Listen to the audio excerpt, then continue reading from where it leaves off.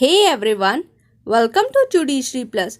हम रन कर रहे हैं हरियाणा जुडिशरी के लिए माइनर एक्ट की सीरीज। हमने already the Haryana urban control of rent and eviction act of 1973, the Punjab court act of 1918 and the registration act of 1908 complete कर लिया है। उसके लिए मैंने सेपरेट प्लेलिस्ट क्रिएट की है, तो अगर आपने अब तक वीडियो नहीं देखा है तो जाके वहाँ चेक करें और मल्टीपल रिवाइज करें बिफोर द फाइनल एग्जामिनेशन। आपकी एडमिट कार्ड भी आ गई है, अगर आपने डाउनलोड नहीं किया है तो वो भी जाके आप डाउनलोड कर सकते हैं। लिंक टेलीग्राम ग्रुप पे डली हुई है। टेलीग्राम ग्रुप की लिंक भी मैंने डिस्क्रिप्शन बॉक्स में डाल दी है, तो वहाँ जाके ज्वाइन कर लीजिए। अब हम रन कर रहे हैं the sales of goods act. इसके लिए भी मैंने सेपरेट प्लेलिस्ट क्रिएट कर दी है, तो आप वहाँ जाके देख सकते हैं। डिस्क्रिप्शन बॉक्स में भी लिंक डाल दूंगी, तो वहाँ से भी चेक कर लीजिएगा। हमने ऑलरेडी 3 पार्ट कंप्लीट कर लिया है, और जिसमें हमने चैप्टर 2 तक कंप्लीट कर लिया था। हमारा लास्ट सेक्शन था सेक्शन नंबर 17। आज हम डील करने वाले हैं सेक्शन नंबर 18 के साथ, ठीक है। तो सबसे पहला सेक्शन नंबर 18, ये हमें बता रहा है चैप्टर नंबर 3 में जो है इफेक्ट ऑफ द कॉन्ट्रैक्ट्स के बारे में, ठीक है, जिसमें transfer of property as between seller and buyer हो रहा है। अभी good must be ascertain, good जो भी हम खरीदेंगे या बेचेंगे वो असर्टेन होना चाहिए, ठीक है, आइडेंटिफाइड होना चाहिए। तो when there is a contract for a sale of an unascertain good, no property in the good is transferred to the buyer unless and until good are ascertained। तो क्या बोल रहा है, जहाँ कॉन्ट्रैक्ट किया जा रहा है सेल के लिए अनअसर्टेन गुड की, यानी कि जहाँ पे गुड असर्टेन नहीं किया गया है, तो क्या होगा, तो कोई भी प्रॉपर्टी इन गुड्स जो है ना ट्रांसफर नहीं होगी बायर को, जब तक गुड को असर्टेन नहीं किया जाता है। जब तक गुड को असर्टेन नहीं करेंगे तब तक कोई भी ट्रांसफर नहीं होगा बायर की तरफ, ठीक है। तो बस इतनी सी बात थी कि जब भी गुड जो है ट्रांसफर करेंगे तब से पहले क्या है, असर्टेन करना जरूरी है। ये था हमारा सेक्शन नंबर 18। नेक्स्ट सेक्शन पे चलते हैं, जो कि हमारा बता रहा है property passes when intended to pass. अब प्रॉपर्टी कब पास होगी, जब मेरा इंटेंशन होगा कि मुझे प्रॉपर्टी पास करनी है, तभी तो प्रॉपर्टी पास होगी ना, है ना। तो चलिए देखते हैं क्या बोल रहा है ये सेक्शन। तो ये हमें बता रहा है when there is a contract for sale of specific और असर्टेन गुड्स और the property in them is transferred to the buyer at such time as the party to the contract intend it to be transferred। तो जब contract है किस चीज का, cell of specific और ascertain good का, किस चीज का, स्पेसिफिक गुड्स का सेल या असर्टेन गुड के सेल के लिए कॉन्ट्रैक्ट है, और या तो उसमें जो प्रॉपर्टी है उसके लिए, और वो ट्रांसफर हो रहा है किसको, बायर को। ऐसे टाइम में as to the party in the contract intent to transfer, जब कॉन्ट्रैक्ट के हिसाब से उनको ट्रांसफर करना था उसी वक्त जो है वो गुड ट्रांसफर हो रहा है, ठीक है। तो एज इंटेंडेड वो हो जाएगा ट्रांसफर। फिर सेकेंड क्लॉज जो है वो क्या बोल रहा है, for the purpose of ascertaining the intention of the parties regard shall be had to the terms of the contract, the conduct of the party and the circumstances of the case. यानी कि intention ascertain करने के लिए किसी भी party का हम क्या करेंगे, तो जो टर्म है ना कॉन्ट्रैक्ट का, और जो कंडक्ट है पार्टी, और जो सर्कमस्टांसेस है केस, उससे हम समझेंगे। यानी कि हमें इंटेंशन कैसे पता चलेगी कि पार्टी की इंटेंशन है कि ट्रांसफर कर दो, तो वो पता चलेगी कॉन्ट्रैक्ट के टर्म से, वो पता चलेगी पार्टीज के कंडक्ट से, और the circumstances of the case. ये 3 चीज़ें याद रखिएगा, ध्यान में रखिएगा, ठीक है, आ सकता है क्वेश्चन। फिर क्लॉज 3 क्या बोल रहा है, unless a different intention appears the rules contain in section 20 to 24 are rules for ascertaining the intention of the party as to the time at which property in the good is to pass to the buyer. यानी कि क्या बोल रहा है, rule जो contain कर रहा है ना सेक्शन नंबर 20 से लेके 24 में, वो रूल दिए गए हैं पार्टीज के इंटेंशन को असर्टेन करने के लिए, ठीक है। As to the time at which property in the good is to pass to the buyer, किस टाइम में जो वहाँ पे जो पर्सन है वो इंटेंट कर रहा है कि उसको बायर को ट्रांसफ़र कर दे, सेलर का बायर को ट्रांसफ़र करना चाहता है, इंटेंशन जो है वो रूल नंबर 20 to 24 से सर्टेन होता है। Unless a different intention appear, अगर डिफरेंट इंटेंशन अपीयर होगा फिर तो उसके हिसाब से चलेंगे, अदरवाइज 20 to 24 में जो दिया गया, हम नीचे पढ़ेंगे क्या है 20 to 24, ठीक है। तो सबसे पहले देखते हैं 20 में क्या दिया है। तो specific good in a deliverable state, तो स्पेसिफिक गुड जो ट्रांसफ़र होना है उसको डिलीवरेबल स्टेट में होना ज़रूरी है ट्रांसफ़र करने से पहले। तो where there is a unconditional contract for the sale of specific goods in a deliverable state, the property in good passes to the buyer when the contract is made and it is immaterial whether the time of payment of the price or the time of delivery of the good or both is postponed।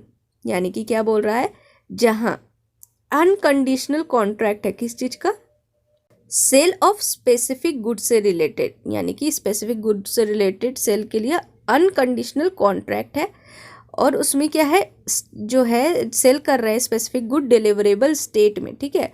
और जो property है ना good में, वो पास हो रहा है buyer को जब कॉन्ट्रैक्ट मेड किया जा रहा है, ठीक है।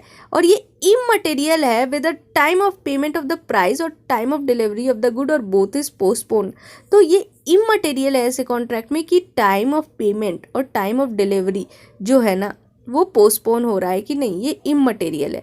तो क्या सिंपली बोल रहा है इस सेक्शन में, ये सेक्शन हमें सिंपली यही बोल रहा है कि अगर कोई अनकंडीशनल कॉन्ट्रैक्ट है और वो कॉन्ट्रैक्ट किस लिए, सेल ऑफ स्पेसिफिक गुड्स के लिए, स्पेसिफिक गुड को सेल करने के लिए डिलीवरेबल स्टेट में, ठीक है। तो प्रॉपर्टी जो भी है गुड्स में वो पास हो जाएगा बायर को जब कॉन्ट्रैक्ट बनेगा। और ये इमटेरियल है, कोई मैटर नहीं करता है कि टाइम ऑफ पेमेंट क्या था प्राइस का और time of delivery of good क्या था, ठीक है, और दोनों पोस्टपोन था कि नहीं, ये सब मैटर नहीं करता है, ठीक है।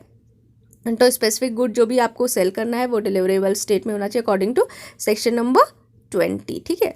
20 to 24 देखना है हमें इंटेंशन जाने के लिए। सेकंड जो है 21, ये क्या है, specific good to be put into deliverable state. अब इसमें स्पेसिफिक गुड को पुट किया जा रहा है डिलीवरेबल स्टेट में, ठीक है। तो where there is a contract for sale of specific good and the seller is bound to do something to the good for the purpose of putting them into the deliverable state, ठीक है। The property does not pass until such thing is done and the buyer has notice thereof. यानी कि simply ये section क्या बोल रहा है, यहाँ बोल रहा है कि कॉन्ट्रैक्ट था, ठीक है, सेल करने का स्पेसिफिक गुड, और वो जो था ना कॉन्ट्रैक्ट वो था कि आप डिलीवरेबल स्टेट में ही जो है स्पेसिफिक गुड को सेल करोगे।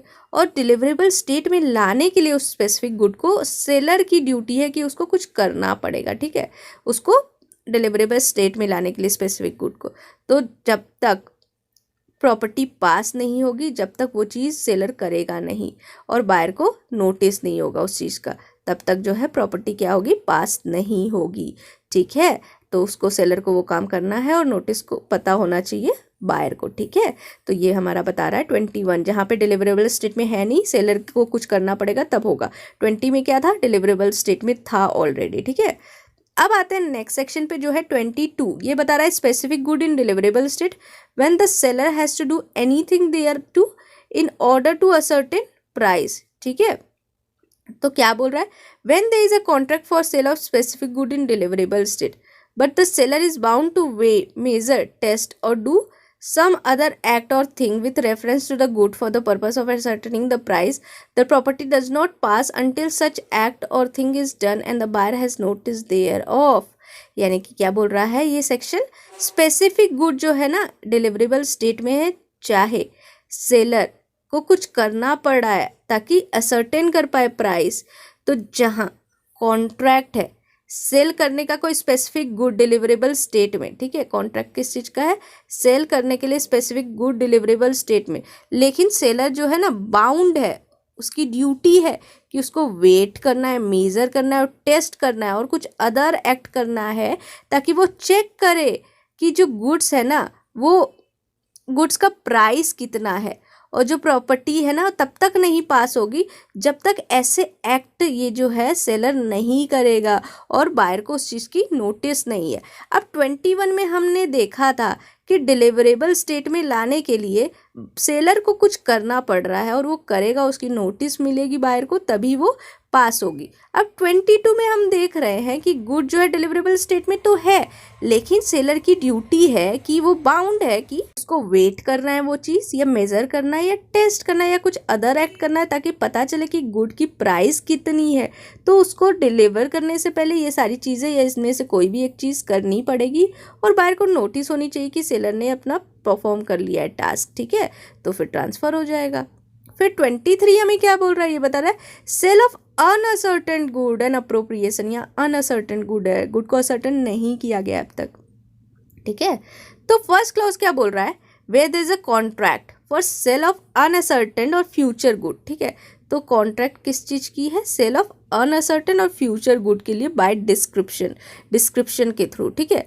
And the goods of that description and in a deliverable state are unconditionally appropriated to the contract either by the seller with the assent of the buyer or by the buyer with the assent of the seller. The property in good thereupon passes to the buyer. Such assent may be express or implied and may be given either before or after appropriation is made. ठीक है, तो क्या बोल रहा है, जब कोई contract होता है सेल के लिए, किस चीज़ की सेल कर रहा है? अनसर्टेन गुड्स की या फ्यूचर गुड्स की, और वो डिस्क्रिप्शन से सेल कर रहा है, डिस्क्रिप्शन दिखा के उनको सेल कर रहा है, और जो गुड्स है ना वो उस डिस्क्रिप्शन की है और वो डिलीवरेबल स्टेट में है, ठीक है। Are unconditionally appropriated to the contract, वो जो गुड्स है उस डिस्क्रिप्शन की डिलीवरेबल स्टेट वो अनकंडीशनली अप्रोप्रिएट हो गई है, किसके द्वारा? या तो सेलर की द्वारा with the assent of buyer और by the buyer with the assent of seller, यानी कि एक दूसरे के एसेंट के साथ वो अनकंडीशनली, बिना कंडीशनली वो अप्रोप्रिएट कर लिया है उन्होंने, या तो सेलर ने किया है बायर के एसेंट से या तो बायर ने किया है सेलर के एसेंट से, ठीक है। और तो क्या होगा? The property in good thereupon passes to the buyer, तो वैसी जो प्रॉपर्टी होगी गुड में वो किसको पास हो जाएगी? बायर को पास हो जाएगी। और वैसा एसेंट क्या होगा? या तो एक्सप्रेस होगा या इम्प्लाइड होगा, और वो गिवन ईदर बिफोर और आफ्टर अप्रोप्रिएशन मेड, और वो कैसे दिया जाएगा? या तो पहले या तो बाद में, जब अप्रोप्रिएशन हुआ है। तो सिंपली समझे तो इसमें यही बोल रहा है कि ये कॉन्ट्रैक्ट है सेल का, और किस चीज़ का सेल का? फ्यूचर या अनसर्टेन गुड के लिए जो डिस्क्रिप्शन से सेल कर रहा है, और जो गुड्स है उस डिस्क्रिप्शन की वो एक डिलीवरेबल स्टेट में है और वो अनकंडीशनली अप्रोप्रिएटेड है कॉन्ट्रैक्ट में, ठीक है। तो वो क्या होगा? Either by the seller with the assent of, और वो अनकंडीशनली अप्रोप्रिएट कैसे होगा? या तो सेलर ने किया बायर के एसेंट से, बायर ने किया है सेलर के एसेंट से, ठीक है। तो प्रॉपर्टी इन गुड क्या होगा? पास हो जाएगा बायर को, और वैसा एसेंट क्या हो सकता है? वो जो एसेंट लिया है ना सेलर और बायर ने एक दूसरे का, वो एक्सप्रेस भी हो सकता है, इम्प्लाइड भी हो सकता है, ठीक है। और वो कब होगा? या तो पहले भी दिया जा सकता है अप्रोप्रिएशन के, या बाद भी दिया जा सकता है, ठीक है। वो कोई कंडीशन नहीं है कि ये या तो पहले ही लेना होगा या तो बाद में ही लेना होगा, आप कभी भी ले सकते हो। So this is section number 23 का फर्स्ट क्लॉज। अब सेकेंड क्लॉज क्या बोल रहा है? डिलीवरी टू कैरियर, अब डिलीवरी कर रहे हैं कैरियर को, ठीक है।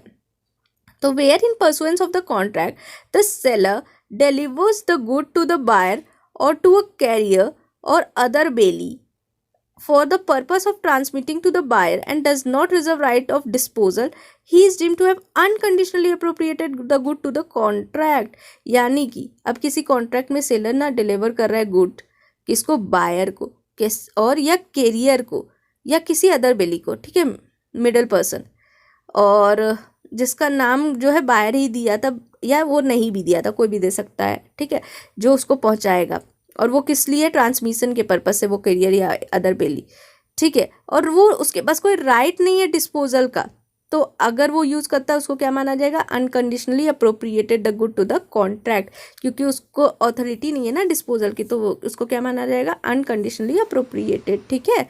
ये था हमारा सेक्शन नंबर 23।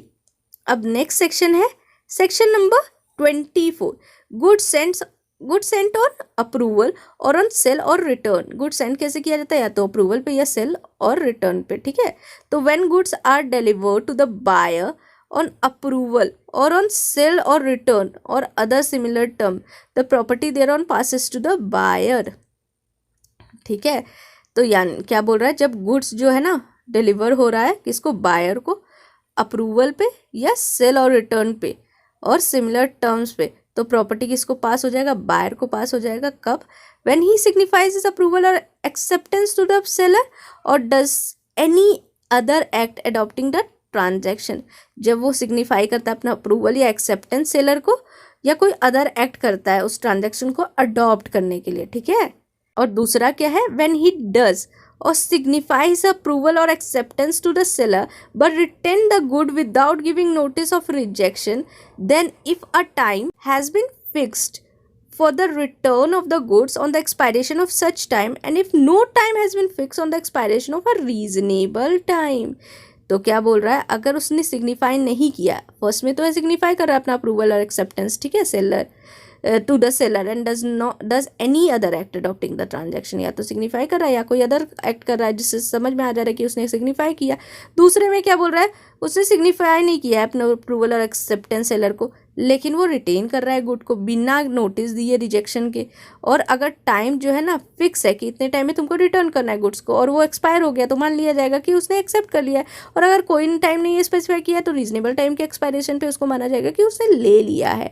ठीक है, तो जब भी सिंपली यही बोला है, जब भी गुड को डिलीवर किया जाएगा बायर को तो उसको अप्रूवल देना होगा, सेल ऑफ रिटर्न कुछ तो बताना होगा कि उसने ले लिया है वो प्रॉपर्टी। ठीक है, तो उतना अप्रूवल सिग्निफाई करना होगा, एक्सेप्टेंस जहाँ उसने नहीं किया तो टाइम कुछ स्पेसिफाई किया है इतने टाइम में रिटर्न करना है, अगर नहीं किया या तो रीजनेबल टाइम में नहीं किया रिटर्न तो मान लिया जाएगा वो क्या है, उसने अप्रूवल दे दिया, उसने एक्सेप्ट कर लिया उसको। ठीक है, ये है सेक्शन नंबर 24, ये सारे कंडीशंस थे। अब हम देखेंगे reservation of right of disposal के बारे में। अब ये सेक्शन हमें क्या बता रहा है, तो where there is a contract for sale of specific good or where the goods are subsequently appropriated to the contract, the seller may by the term of the contract or appropriation reserve the right of disposal of the good until certain conditions are fulfilled.